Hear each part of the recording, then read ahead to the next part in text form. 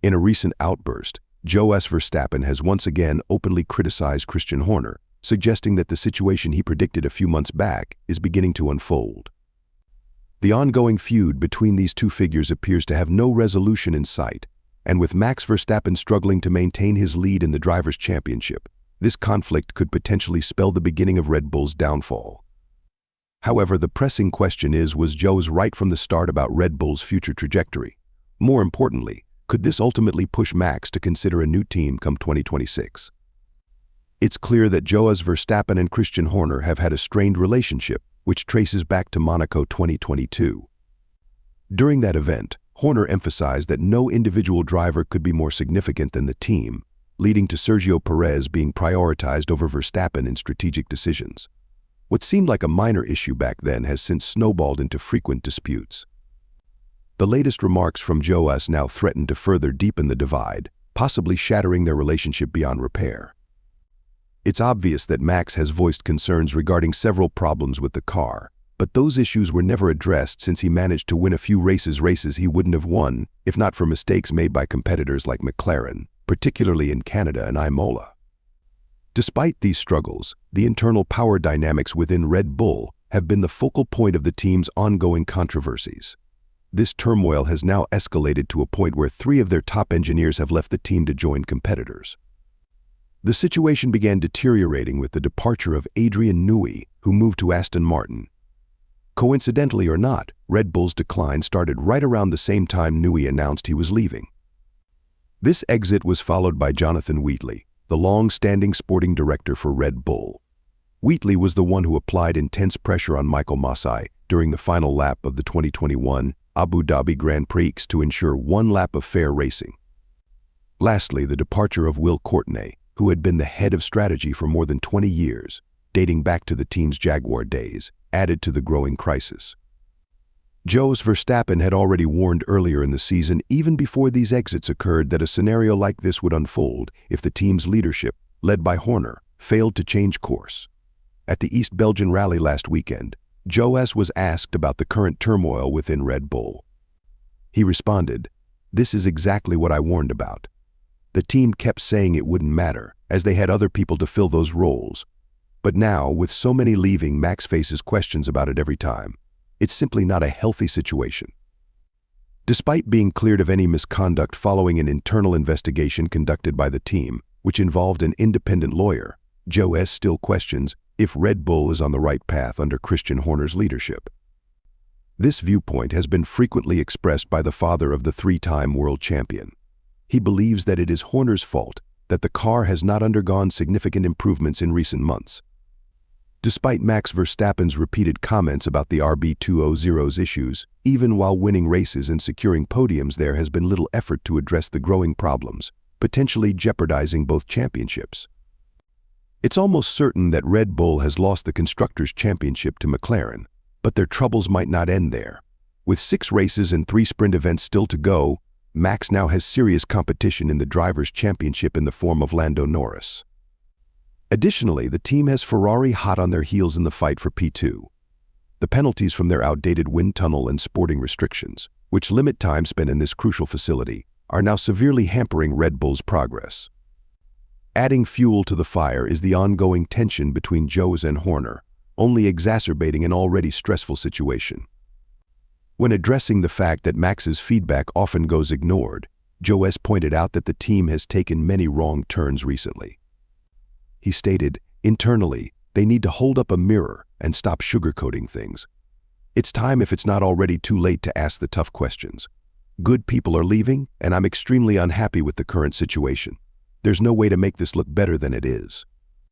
Helmut Marko has made attempts to ease the tension, suggesting that the dispute between Jos and Horner should be handled privately. He believes that public airing of grievances only worsens the team's situation. However, Marko also hinted that Horner should be the one steering the team in the right direction, pointing to him as the person responsible for recent missteps. Currently, McLaren appears to be several steps ahead of Red Bull. Every upgrade Red Bull has introduced since Miami seems to have done more harm than good, setting the car further back. The team only managed to get back on track using data collected from Baku and Singapore races initially thought to be disastrous for Max's title defense against Norris. The fact that Max lost only 10 points over these two events is something Red Bull couldn't have dreamed of before it happened. The real problem now is the departure of high-profile engineers, who often take valuable and experienced colleagues with them when they leave. This exodus has largely resulted from the unstable environment that Red Bull has created internally. The need for immediate solutions is critical.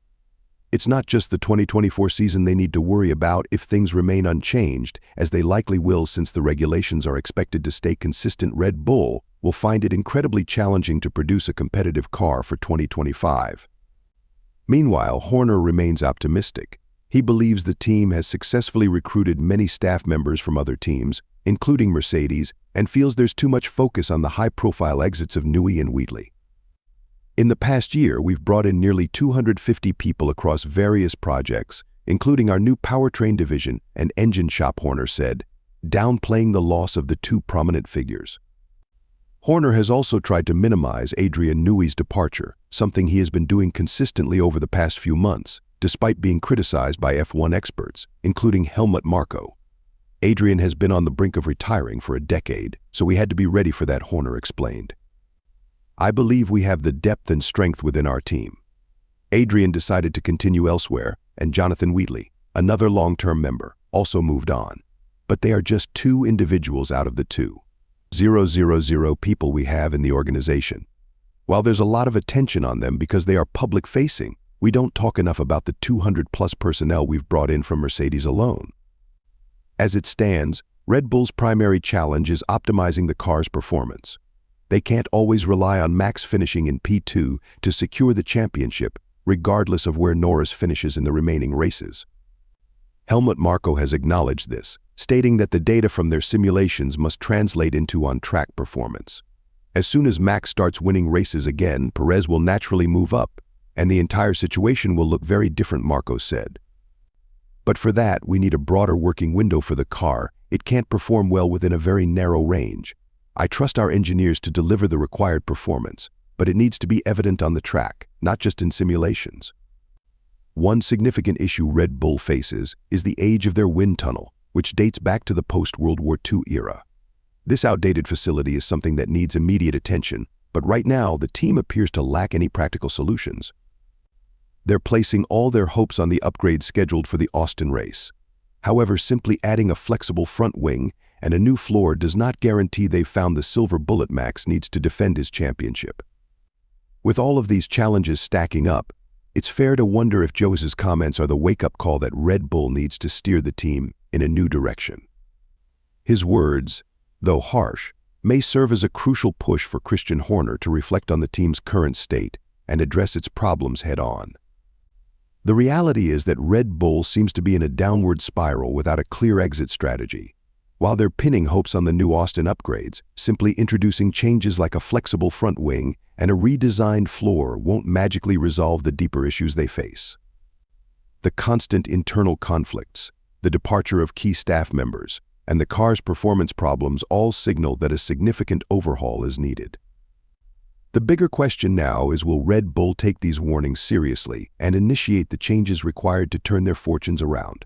Or will they continue down this path, risking not just the 2024 season, but also the next few years? The competition isn't slowing down. McLaren and Ferrari are hot on their heels, and as it stands, the Constructors' Championship might already be lost. If they don't find answers soon, even Max's lead in the Drivers' Championship could be in serious jeopardy. So what do you think? Are Jos Verstappen's statements the push that Red Bull needs to regain its focus, or is this just adding more fuel to an already blazing fire? Share your thoughts in the comments, and while you're here, be sure to check out the next video that's on your screen now. And that's the full rewrite. Feel free to let me know if there's anything else you need or any additional adjustments you'd like me to make.